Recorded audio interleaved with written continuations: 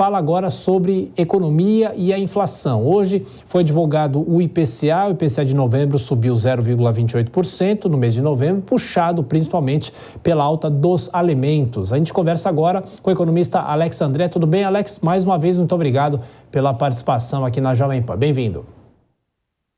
Muito obrigado, ótima noite. Muito obrigado. André, de qualquer forma, os analistas esperavam até um número mais alto, no entanto, sempre tem o alerta em relação aos alimentos que realmente pesam no bolso dos consumidores. Inclusive, há um acumulado nos últimos 12 meses. De que forma é preciso ficar sempre em alerta com a inflação, André? Exatamente. A inflação, medida pelo IPCA, veio ligeiramente abaixo das expectativas do mercado, que, olhando pelos componentes, como você citou muito bem, os alimentos ainda continuam sendo um grande vilão. A habitação por si só, por relação dos custos também de energia, dos repasses, dos preços também em alguns estados, São Paulo é um deles, e também em relação a preços não só de alimentos, também em supermercados, mas também alimentos fora de casa, ou seja, os restaurantes também, as contas, a inflação começa a pegar. Um outro fator também que continua a pesar bastante, um fator ainda detrator aí para o IPCA, que é a passagem aérea. A passagem aérea também continua muito alta, então transportes, habitação e alimentos que continuam a pressionar o IPCA. O que espera já para o ano que vem, em relação a esse ano, é uma leitura que isso a gente olha pela UCOR, ou seja, a inflação ainda continua a pesar, mas está bem comportada e alimenta aí a expectativa que o Banco Central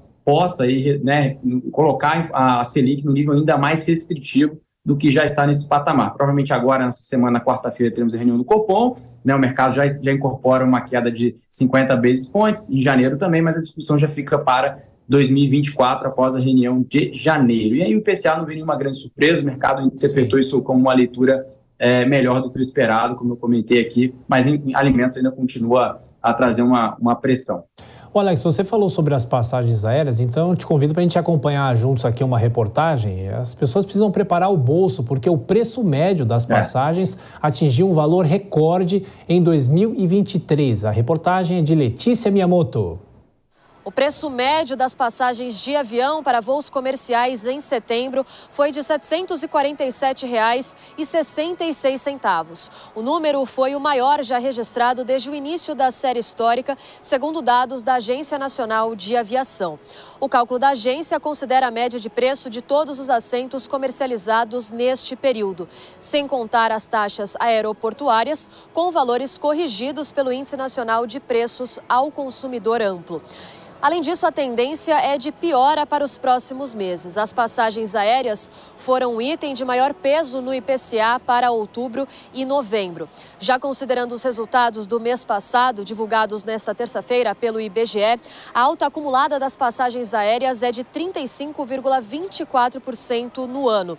O principal fator que explica esses preços altos seria o endividamento das empresas, segundo especialistas, uma vez que houve uma estabilização no valor do dólar e também uma queda no preço do querosene de aviação, isso considerando uma comparação de 2023 com o ano passado, portanto, de 2022. A Associação Brasileira das Empresas Aéreas, que representa empresas como, por exemplo, a Gol e a Latam, afirmou que a aviação comercial global ainda sofre com impactos negativos na cadeia de suprimentos, devido ao efeito pandemia, e também considera o atual cenário de instabilidade na geopolítica mundial. Nos cálculos da associação, a tarifa média doméstica em 2023, considerando de janeiro a setembro deste ano, teve uma alta de 14% em relação a 2019, uma comparação pré-pandemia. E o querosene de aviação subiu 86% no mesmo período. Em meio às negociações para o lançamento do programa Voa Brasil, que pretende oferecer passagens aéreas pelo valor de R$ 200, o ministro de Portos e Aeroportos, Silvio Costa Filho, se reuniu em novembro com as empresas para garantir que elas apresentam um plano para a redução nesses preços das tarifas aéreas.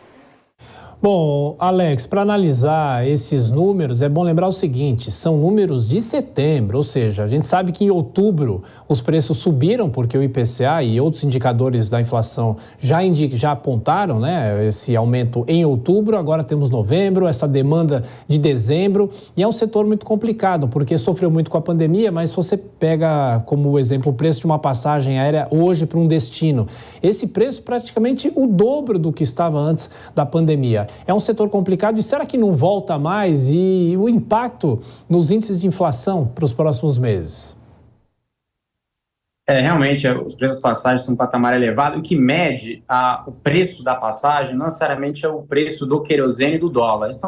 São fatores, são proxies, né, de indexação de preço, mas o que realmente mede o preço de uma passagem é a demanda. E até pelos dados da ANAC, a demanda chegou a bater, em determinados meses desse ano, recorde desde a série histórica. Então, a demanda de passagens aéreas aqui no Brasil está muito alta. Em relação à capacidade das companhias aéreas de absorver essa demanda, está em torno de 80% de ocupação. Então, ou seja, as aeronaves estão cheias, mesmo com as passagens mais altas, o que pode resolver este cenário, não só o Voa Brasil, mas também um incentivo, né, em relação ao setor em trazer, né, uma regionalização, ou seja, trazer voos para regiões além de eixo Rio-São Paulo, né, além das capitais, para prover aí preços das passagens mais baratas, né? Então, inclusive, até o uso do Galeão, Guarulhos, né? Como uma medida para trazer mais voos também para outras regiões. Isso pode ser uma das medidas para baratear o custo, seja mais voos.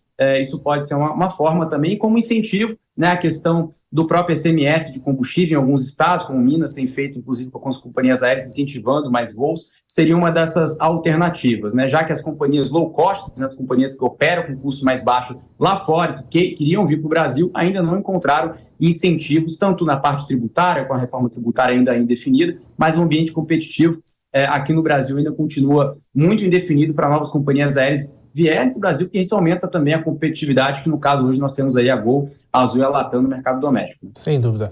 Alex, queria mudar um pouco de assunto com você para falar sobre o salário mínimo, porque com um novo cálculo que está sendo feito, enfim, o salário mínimo será de ao menos R$ 1.412 no ano que vem, a soma da inflação e alta do PIB. De que forma um valor como esse impacta nos próprios índices de inflação, apesar de ser, claro, uma alta, mesmo que mínima, uma alta bem-vinda para os trabalhadores? Exato, esse 1.411 é um valor que ainda não está fechado, né, porque precisa ainda ter a previsibilidade, né, do NPC, que agora nós temos não só a inflação, mas também o crescimento real do PIB, né, que esse é o fator que algo não existia no governo anterior de Jair Bolsonaro, e isso pressiona as contas públicas, já que esse 1.421 ou 1.411 é o que está, R$1.421 é o que está na LDO, né, na Lei de Diretrizes Orçamentárias, é o que está no orçamento. E isso, mesmo que esteja previsto no orçamento, pressiona os gastos obrigatórios, ou seja, o governo precisa gastar com educação, com saúde, e grande parte disso é com os servidores, né? Então, ou seja, os servidores também são reajustados pelo aumento do salário mínimo. Então, pressiona cada vez mais os gastos obrigatórios, que já são muitos, e sobra cada vez menos o valor para gastar, que a gente chama de gastos discricionários, né? Então, ou seja, o bolso fica cada vez mais apertado e não tem de onde tirar, já que o governo atual tende a gastar, né? Tende a trazer medidas de gasto nas suas conversas, nas suas palavras, nas suas discussões, e a gente sabe que as medidas arrecadatórias estão ficando cada vez mais difíceis, já que a nossa carga tributária continua muito elevada, o endividamento sobre o PIB na casa de 75%, ou seja, uma medida que pressiona ainda mais os gastos públicos e também coloca em xeque essa discussão de um déficit zero para o ano que vem, né, já que esse ano a gente está caminhando aí para 1% de déficit, né, aqui nas contas públicas do governo, a gente está falando aqui na casa de 100 bilhões de reais. Conversamos com o economista Alex André. André, muito obrigado mais uma vez, como sempre, pela sua atenção, pela sua gentileza com os nossos ouvintes e até a próxima. Obrigado pelas avaliações. Um abraço. Muito obrigado, um grande abraço.